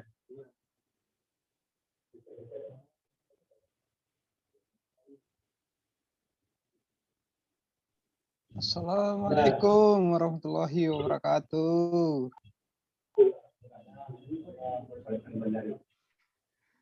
Silakan Kanda. Gimana kabarnya? Kandaku. Ini kan mau ngurusin aja tentang pemahaman saya tentang hikmah isyrakiyah itu atau filsafat iluminasi. Mudah ini salah Kanda ya. Mengenai pemahaman saya mengenai hikmah isyrakiyah itu dia lebih mengutamakan hati dan secara tidak langsung dia menolak logika. Dan banyak pembuktian-pembuktian yang ada tentang kritikannya tentang filsafat parapatetik itu Ibnu Sina. Ada yang bilang kayak gini bahwa hikmah isyrakiyah ini lahir dari filsafat parapatetik atas kritikannya. Namun Kanda sendiri pemahaman saya seperti ini mudah-mudahan salah dan mudah-mudahan bisa diuruskan oleh Kanda Alamsyah. Gimana tuh persoalan seperti itu, pikiran seperti itu kira-kira? Masih lanjut, kurang lebih masih berkaitan dengan akal dan hati ya. Ini ya tadi itu poin yang ingin saya jelaskan sebenarnya. Dalam epistemologi Ishraq, filsafat iluminasi, ingat ya, filsafat ini filsafat ya. Filsafat iluminasi berbeda dengan tasawuf, berbeda dengan irfan ala Ibn Arabi. Dia tetap filsafat. Nah, jadi dari satu sisi dia itu milik Ibnu Sina, sisi yang lain dia bertentangan dengan Ibnu Sina. Dia anti Ibnu Sina, betul. Begitulah filsafat isyrakiyah. Kenapa begitu? Begini. Surawardi bilang kita itu mendapatkan ilmu. Gimana cara kita mendapatkan ilmu? Itu tadi dengan jiwa kita memancarkan cahaya. Artinya, Surawardi bilang, kalau ilmu yang kita dapatkan ini hanya berupa diskursus logis, hanya berupa baca-baca, hanya berupa debat, tapi tidak mengejawantah dalam kehidupan sehari-hari, maka itu bukan ilmu. Sama sekali bukan ilmu. Itu cuma diskusi-diskusi, cuma konsep-konsep yang tidak punya cahaya, tidak memberikan cahaya dalam hidup. Justru Surawardi, kritikannya Surawardi terhadap Ibnu Sina, gini, umpamanya Ibnu Sina itu membagi ilmu menjadi hissi, khiyali, dan akli. Ilmu hissi itu ketika kita sedang melihat objek di depan mata kita, korek api ini, maka selama kita lagi melihat ini, maka kita punya ilmu hissi terhadap korek api ini. Ini jiwa kita nggak ada kerjanya di sini. Nggak ada jiwa kita, hati itu nggak bermain. Ini cuma murni akal kita yang bermain. Akal kita bermain, akal kita mengetahui korek api tentu melalui mata. Ini saya juga harus luruskan nih. Teorinya Ibnu Sina. Biasa beliau bilangkan, man faqada hissan,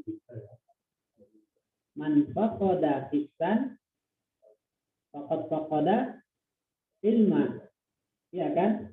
Ini pakai kalau bahasa nahu sorofnya nakiro, artinya ini terjemahan yang kita yang orang kurang jeli terjemahin. Harusnya siapapun yang mengartikan hadis, siapapun yang mengartikan kata-kata ini harusnya menerjemahkannya begini, harus dan wajib. Kalau nggak ahli itu berarti dia telah mendistorsi kata-katanya Ibnu Sina. Oh, kata Langkah. Barang siapa yang kehilangan salah satu indera pengetahuan, maka dia telah kehilangan salah satu bentuk ilmu. Itu harus dijelaskan. Dia bukan orang empiris Ibnu Sina. Definisi arti yang itu dan nggak perlu itu, karena dia menggunakan nakiro. Bagi yang ngerti nahu, nggak perlu arti yang terbuat dari perkataan Ibnu Sina ini. Barang siapa yang kehilangan salah satu panca indera, maka dia telah kehilangan salah satu ilmu. Kalau orang itu buta, maka dia sama sekali tidak memiliki ilmu hissi tentang melihat, tentang warna. Tapi dia bisa memiliki ilmu lain tentang suara, tentang rasa, tentang bau. Nah, jadi Ibnu Sina bilang jiwa kita mendapatkan ilmu itu melalui apa? Melalui akal kita. Yang pada tingkatan paling rendah, akal meminta bantuan mata untuk mendapatkan konsep. Ya, kalau kita tutup mata, konsep ini masih ada di kepala kita, kan? Konsep korek ini, warnanya hijau, ngeluarin api dikit, itu masih ada di kepala kita. Nah, jadi akal kita lah yang sebagai sumber sebagai sarana pengetahuan. Surawadi kritiknya di situ enggak. Itu justru tahap kedua artinya. Ada tahap yang kalian lewati dan tahap yang kalian lupakan. Itu tahap di mana jiwa kita memancarkan cahaya.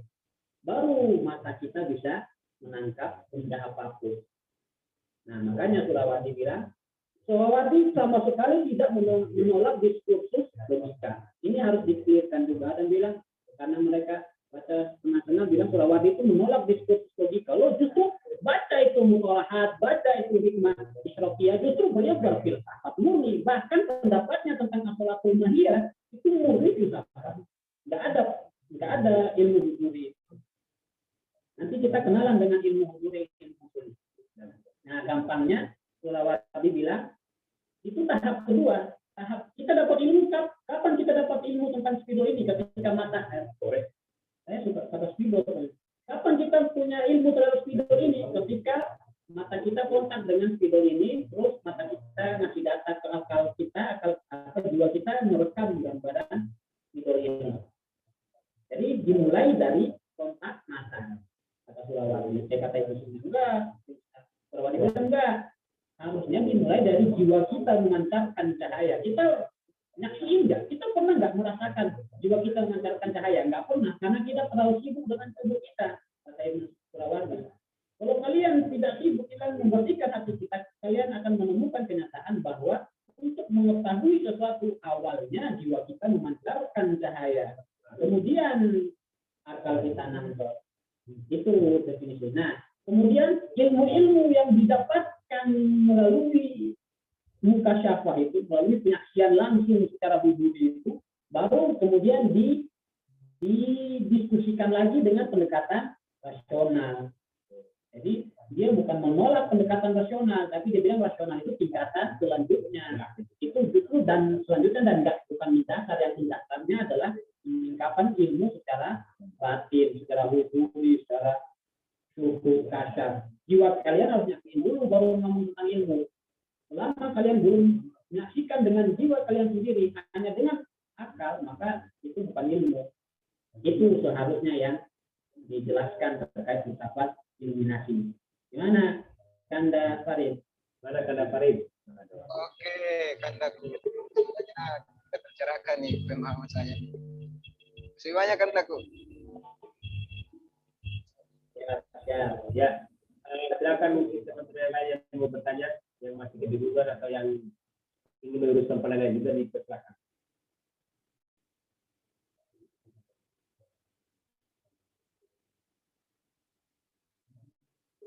Silakan Kanda Syahrul ya tadi. Mana beliau? Saya udah Tahun udah keluar saya. Udah di kamar dulu. Mana? Masih ada yang ingin bertanya? Di kolom chat nggak ada lagi. Kalau chat bersih.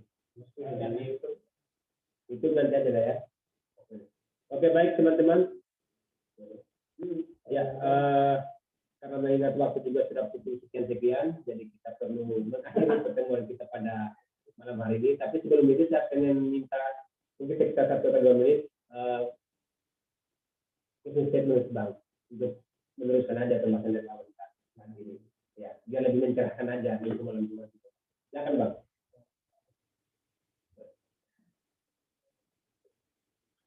Nah, jadi Surawardi itu justru ingin membawa nilai-nilai spiritual dalam filsafat. Ya, filsafat itu bukan hal kering, bukan sesuatu yang kering yang nggak bisa kita imani. Kayak oke lah, akal itu bukan keseluruhan kita. Akal itu cuma sebagian, salah satu bagian dari jiwa kita. Akal itu bukan segala-galanya. Ada bagian dari jiwa kita yang lain yang juga perlu perhatian. Itulah hati, batin kita. Dan betapa banyak seringkali itu akal kita itu nggak berjalan dengan baik. Yang sebenarnya lebih kepada nafsu. Surawardi juga setuju. Jangankan akal, justru harus nafsu kita tekan dulu. Nafsu untuk makan, minum, tidur, itu kita tekan dulu. Kemudian kita juga cahayai akal kita dengan isyraq, dengan pancaran ilahi. Jadi teorinya Surawardi itu, kalau mau dapat ilmu, ya kita minta langsung kepada sumber ilmu, cahaya. Kita minta supaya Allah memberikan cahaya itu kepada kita. Kemudian kayak putih, contohnya kayak putih. Dia kemudian mendapatkan ilham, mendapatkan inspirasi. Nah itu perlu tentu filsafat Isyraqiyah ini untuk dibicarakan memang kering lagi. Tapi coba kalau kita resapi, maksudnya dalam kehidupan sehari-hari, seringkali kan kita merasa kayak hampa, itu bangun, tidur, makan, tidur lagi, udah gitu-gitu aja kan, kayak tidak ada yang benar-benar ingin kita kejar. Surawardi bilang itu karena kalian terlalu fokus terhadap benda-benda materi ini, fokus terhadap uang, dunia, harta, kekayaan. Coba sekali-kali main ke alam yang lebih tinggi, main di alam materi. Jiwa kalian kembali ke tempatnya yang semestinya.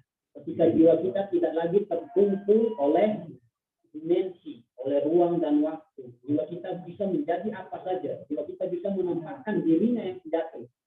Itu akan membuat kita merasa benar-benar terbebas. Surawardi percaya jiwa itu non-materi dan dia harus merasakan kebebasan itu. Dia tidak boleh dikungkung oleh nafsu, tidak boleh dikungkung oleh tubuh kita. Dan itu perlu latihan. Dengan latihan nanti kalian akan memahami realitas itu. Dan ini juga sebagai mata rantai kita untuk mengenal filsafat hikmah muta'aliyah. Tanpa Surawardi tentu kita Surawardi mula sadra tidak akan mungkin menemukan teori-teorinya yang luar biasa itu jika tidak ada penjelasan-penjelasan dari Surawardi. Dan Surawardi pun tidak mungkin menjelaskan teori-teorinya itu kalau tidak ada ilmu hikmah. Jadi tiga hikmah itu tidak bisa terpisahkan sama sekali. Justru itu seperti yang saya ibaratkan kemarin, bagaikan anak-anak sungai yang awalnya bergerak sendiri, mengalir sendirian, kemudian menyatu dalam suatu muara yang sangat luas, menyatu dalam suatu samudra yang sangat luas, dan samudra itu adalah hikmah muta'aliyah. Insyaallah minggu depan kita bermain di hikmah muta'aliyah. Saya kira cukup. Terima kasih untuk perhatiannya ya. Kembali kita hari Rabu lagi. Jadi Assalamualaikum warahmatullahi wabarakatuh. Waalaikumsalam. Aduh, baru Terima kasih banget atas kontribusinya, semoga bermanfaat. Dan tentu memang pembahasan hikmah Isyraqiyah ini tidak cukup hanya sekedar satu kali pertemuan, namun karena ada pengantar, jadi minimal kita punya gambar umum apa dan siapa sebenarnya tokoh atau apa sih teknologi ini. Nah, baik teman-teman, terima kasih sudah bertahan di meeting. Semoga teman-teman tetap sehat selalu dan jangan lupa minggu depan kita berjumpa lagi di Zoom yang sama tapi dengan tema yang berbeda. Oke, sekian dari saya. Assalamualaikum warahmatullahi wabarakatuh. Waalaikumsalam. Masih aduh, baru mau ada pertanyaanku Kak. Silakan. Kita diskusi nanti. Tidak, oh sudah tidak bisa bertanya Kakak. Bebas. Bebas, karena minta maaf ini kalau yang lain yang lain kalau mau keluar tidak apa-apa, tapi karena ini mengenai apa dan apa, dan sedangkan di situ ada dalam pengertian akal dan kreatif. Karena di sini ada pertanyaan saya Kak mengenai keberadaan. Otomatis ada sebab akibatnya di situ Kak. Oke. Dan kenapa saya bertanya tadi apa ada dan apa? Oke. Kenapa saya bertanya tadi ada dan apa itu? Karena tidak mungkin timbul dalam suatu metode yang dua itu tidak mungkin tumbuh dua perkataan itu kalau tidak ada dia mendorongnya. Sebab dan akibat itu kan bertanyakan tentang keberadaannya. Artinya bahwa sebab ini terdorong dari sebuah apa sehingga dikatakan sebab dan akibat. Begitu pun akibat kan. Otomatis sebab dan akibat ini ada yang di tengah-tengahnya ini, tetapi yang di tengah-tengah yang dimaksud ini apa?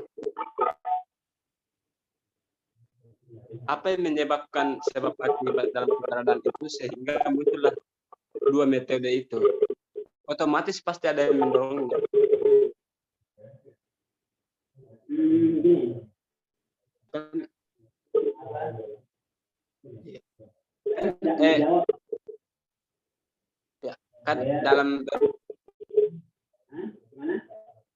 Dalam filsafat dia hanya menggunakan dengan sebuah objek, subjek maupun keterangannya. Maka dari itu ada namanya sebab dan akibat itu kalau pertanyakan tentang namanya keberadaan. Tapi yang saya pertanyakan itu ketika sebab dan akibat itu muncul, berarti ada yang sebelum sebab akibat sebelum munculnya sebab dan akibat pasti ada yang dulu sebelum sebab dan akibat itu, sehingga muncullah yang namanya sebab dan akibat. Otomatis yang di tengah-tengahnya ini pasti ada, tetapi saya tidak mengetahuinya.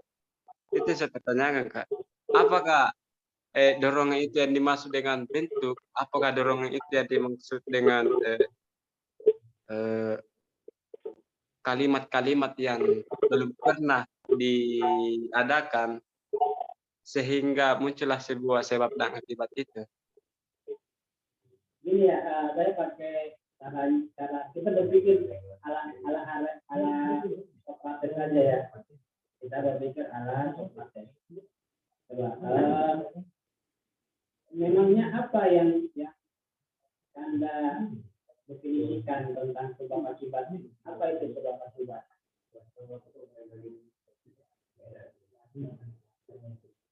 Kan filsafat itu mengenai sebab akibat menurut saya Kak. Apa itu sebab akibat? Sebab akibat ibarat tidak mungkin terjadi sesuatu rumah itu kalau dia tidak mempunyai yang namanya sebab. Kan seperti itu. Artinya halo? Apa? Sebabnya apa itu? Filsafat berbicara tentang sebab akibat. Nah, apa nih sebab akibat? Ya ini bakso, daging, apa nih?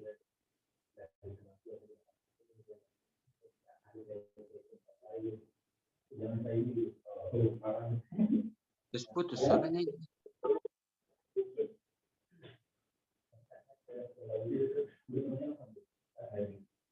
Halo? Kan begini Kak, kan yang dimaksud dengan sebab dan akibat itu apa namanya?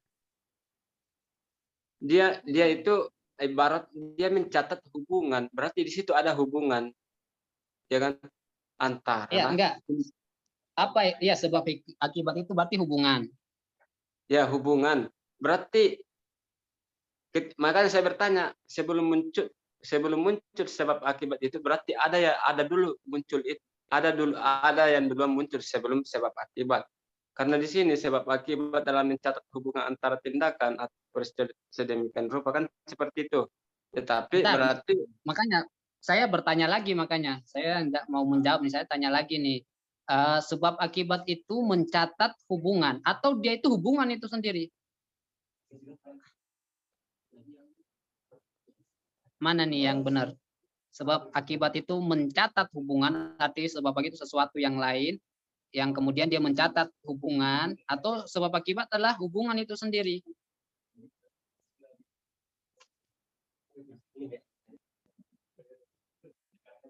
Halo? ya halo, putus-putus suara tak Kak? Gimana? Suara saya putus-putus Halo? ya? Halo? Iya Kak. Halo?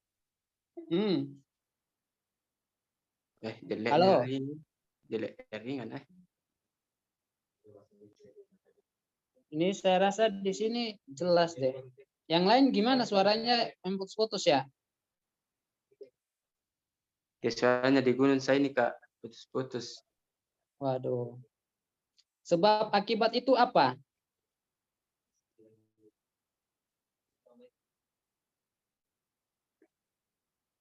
Halo? Ya, halo. Ya, sebab dan akibat itu biasa digunakan dalam sebuah atau dalam percakapan sehari-hari. Iya. Terus apa itu sebab dan akibat? Kayak gini. Kita tanya, apa itu bakso? Bakso adalah makanan yang ya kan? Berarti bakso itu makanan. Nah, sekarang sebab akibat. Apa itu sebab akibat? Nah, berarti kita cari konsep yang lebih umum dari sebab akibat. Apa itu?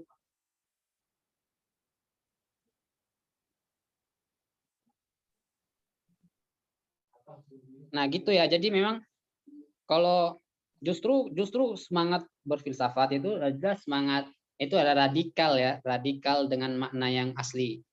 Bahwa berpikir sedalam-dalamnya sampai ke akar-akarnya sebelum kita mengatakan bahwa sebab akibat itulah yang menciptakan hubungan, maka harusnya ada penengah antara sebab dan akibat. Ya, sebelum kita berbicara lebih jauh tentang itu, kita tanyakan dulu nih, apa itu sebab akibat? Hubungan kausalitas. Dia itu semacam relasi atau dia itu memang makhluk yang eksis yang Tuhan ciptakan untuk, atau dia itu hukum, atau dia itu konsep, atau apa? Kalau pertanyaan, Kalau sehubungan dengan sebab akibat itu kan begini, hubungan sebab akibat atau biasa disebut sebab akibat adalah berarti hubungan atau dia yang menjelaskan bahwa di dalam suatu peristiwa itu atau peristiwa yang dikaitkan dengan sebab tertentu. Artinya konjungsi akibat itu ialah yang menggambarkan suatu peristiwa atau kejadian yang terjadi karena sesuatu yang lain. Mungkin seperti itu. ya makanya kan, makanya itu penjelasan dari apa itu sebab dan apa itu akibat, ya kan? Itu maka kita pertanyaan yang lebih mendasar, apa itu hubungan sebab akibat? Kausalitas kan, bahasa lainnya di hubungan sebab akibat itu kausalitas. Apa itu kausalitas? Kausalitas itu ya itu hubungan antara sebab dan akibat. Baru kita tanya apa itu sebab, apa itu akibat, ya kan? Akibat itu sesuatu peristiwa yang terjadi karena adanya sebab. Sebab itu yang menyebabkan akibat itu. Iya kan? Nah, makanya pertanyaan yang lebih tepat adalah apa yang menciptakan hubungan itu? Tentu jawabannya akal. Akallah yang menciptakan hubungan sebab akibat. Meskipun sebenarnya lebih tepat lagi, bukan akal yang menciptakan sebab akibat, tapi akal menemukan hubungan sebab akibat, menemukan hukum kausalitas yang terjadi di sekitar kita. Jadi mau akal kita faham atau enggak faham, hubungan sebab akibat itu ada. Tapi tanpa akal kita tidak akan mampu memahami, mengerti, mengetahui apa itu sebab akibat. Nah, jadi memang pertanyaannya apa yang dalam tanda kutip tadi ya menciptakan sebab akibat, atau apa yang menyingkap sebab akibat, dan itu sebab akibat hubungan kausalitas dipahami oleh akal kita. Akallah yang menciptakan hubungan sebab akibat. Jadi tanpa akal tidak mungkin kita memahami sebab akibat. Nah, terus apakah ada penengah antara sebab dan akibat? Apakah ada penengah? Ya, tentu untuk menjawab itu kita harus mengerti dulu apa itu sebab. Kalau mengerti sebab ya pasti mengerti akibat. Apa itu sebab? Ya, sebab itu ya suatu yang menjadikan timbulnya lantaran itu asal mula dari segala akibat, kan begitu kan? Oke, ya contohnya itu api membakar, ya kan? Contohnya rumah terbakar. Oke, rumah terbakar. Apa yang menjadi sebab dari terbakarnya rumah?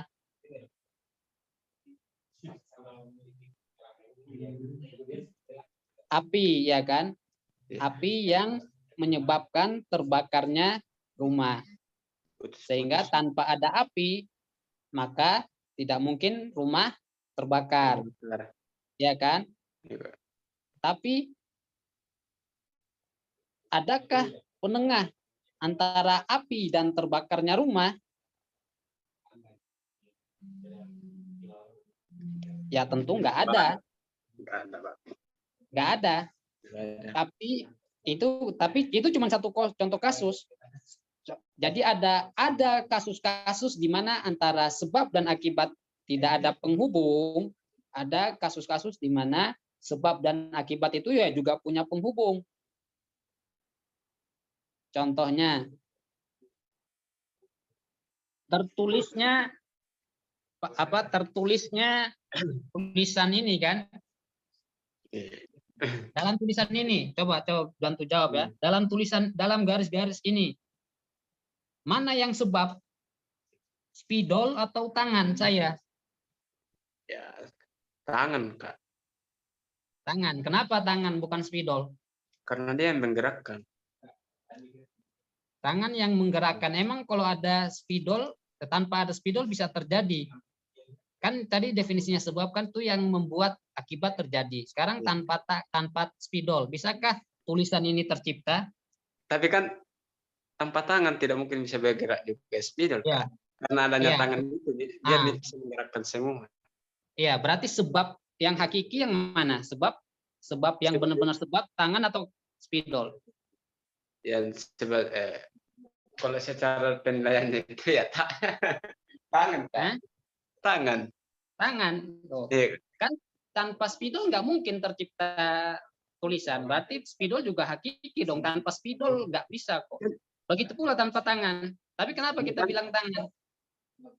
Kan di situ ada perbedaan. Yang mana sebab akibat spidol atau tangan? Makanya saya bilang tangan. Karena tangan yang menggerakkan, spidol yang menerapkannya.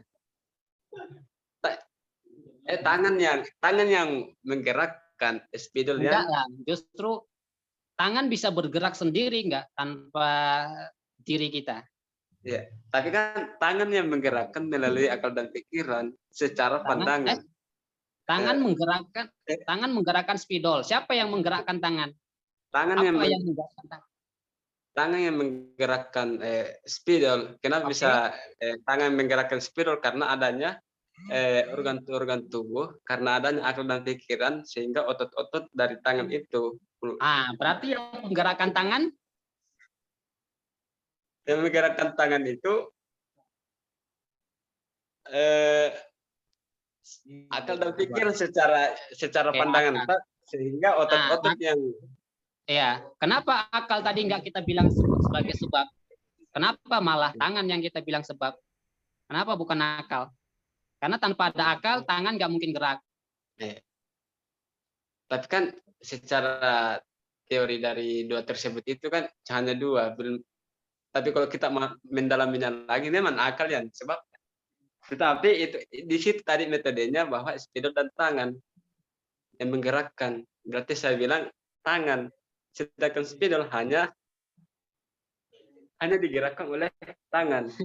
Enggak lah, makanya enggak kelihatan kan bahwa tangan pun juga cuman perantara.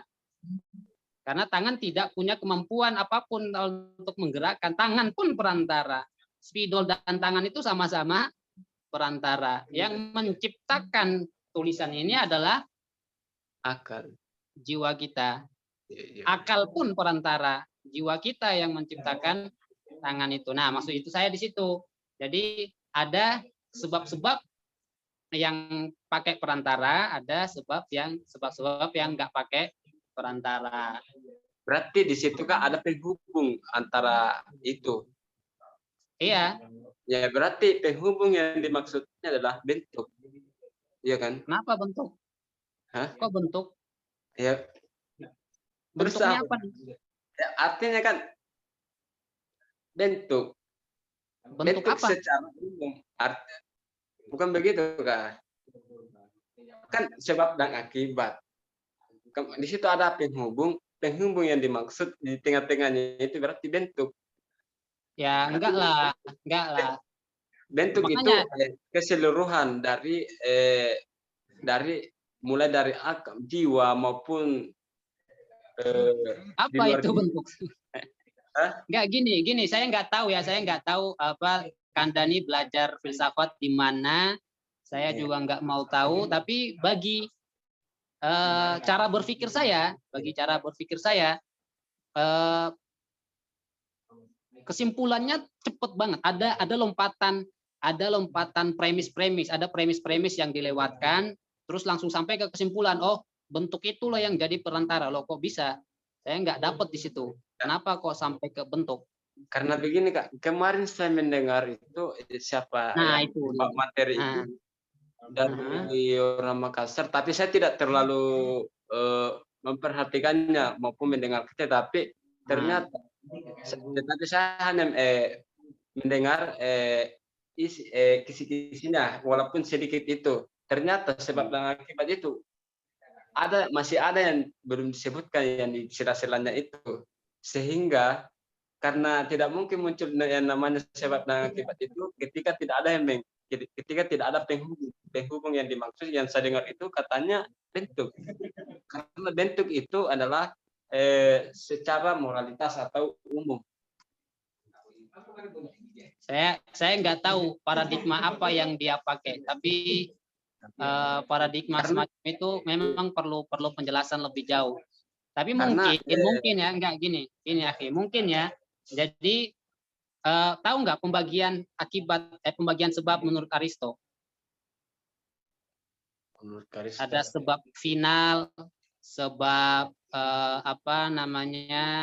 sebab efisien, sebab materi, sebab surok, sebab bentuk. Tahu nggak itu pembagian itu? Tidak terlalu iya. Makanya karena itu belum difahami sehingga mungkin salah ditangkap. Sebenarnya mungkin ya, kalau saya mau mencoba meluruskan pendapat sebelumnya itu, mungkin maksud dia bahwa sebab itu dibagi menurut Aristo minimal ada 5, saya ingatnya cuma 4. Ada namanya sebab final, sebab efisien, sebab materi, dan sebab forma. Mungkin maksud bentuk itu adalah sebab forma itu. Kayak kita bangun rumah, apa sebab final dari rumah? Untuk dihuni. Gampangnya gitu. Finalnya apa? Rumah untuk apa? Untuk dihuni. Maka sebab finalnya penyebab terbangunnya rumah adalah untuk dihuni, untuk hunian, betul. Tapi sebab pelakunya apa? Siapa yang menciptakan, apa yang membangun rumah? Kita bilang tukang rumahnya. Kita tanya lagi, sebab materinya apa? Materi-materi apa yang dibutuhkan untuk membangun rumah? Semen, pasir, kayu, beton, dan seterusnya. Ya kan? Dan bentuknya kayak gimana? Rumahnya bentuknya kayak gimana? Rumah bentuknya ada apa? Bentuknya 2x3, bentuk ada segitiga, kayak kotak, kayak apa? Itu yang disebut dengan bentuk. Nah, makanya itulah saya bilang lebih baik ketika memang belum terlalu memahami sesuatu, kita pertanyakan, bukan langsung oh kan itu menurut ini bentuk. Itu ya untuk ya wajar-wajar aja kalau, tapi nanti itu terjadi lompatan pemikiran itu yang itu nggak baik buat cara berpikir kita. Manusia ini orang Jawa kan bilang kayak kita tuh terbiasa gitu. Jiwa kita itu membiasakan diri. Kalau kita terbiasa berpikir runut, meskipun awalnya sulit, tapi nanti untuk kedepannya kita akan senantiasa berpikir runut, pelan-pelan naik. Tapi kalau kita udah dari awal, apalagi baru belajar, langsung kita belajarnya langsung, oh menurut itu, oh langsung kita ambil kesimpulannya, kita jadikan sebagai premis pertama kita, terus kita bangun premis-premis kita sendiri. Nah itu jadi muskil, jadi masalah. Lebih baiknya ya kita bangun pelan-pelan. Kalau memang ingin mempertanyakan teori sebelumnya, maka jelaskanlah teori sebelumnya itu dengan semampu mungkin. Jangan memfrontasikan dengan teorinya saya. Loh, tadi yang itu bilang begini, loh kok sekarang abang bilang gini. Nah, itu ya wajar itu, tapi untuk pembelajar filsafat itu langkah yang kurang tepat. Makanya saya ajarkan cara berpikirnya Socrates tadi. Dia bermulai dari definisi. Definisi nanti kita akan temukan lagi definisi yang harus didefinisikan lagi pelan-pelan, bangun satu-satu. Baru sampai oh ternyata begitu. Dan sekarang kita temukan kan, oh mungkin maksud dari bentuk yang maksud dari bentuk yang pernah Anda dengar itu maksudnya mungkin sebab surah, sebab forma. Itu juga sebab, itu bukan perantara, justru dia adalah sebab. Nah, itu kita harus belajar lagi tentang pendapatnya Aristo yang juga diamini oleh para filosof muslim tentang macam-macam sebab. Nanti ada pembagian lain dari sebab. Gitu, menurut saya gitu. Oh iya Kak.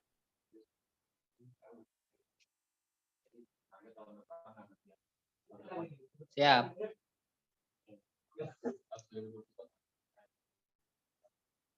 Oke ya, ini saya rasa mungkin insya Allah kapan-kapan kita diskusi-diskusi lagi. Terima kasih ya Bung Syahrul ya atas diskusinya.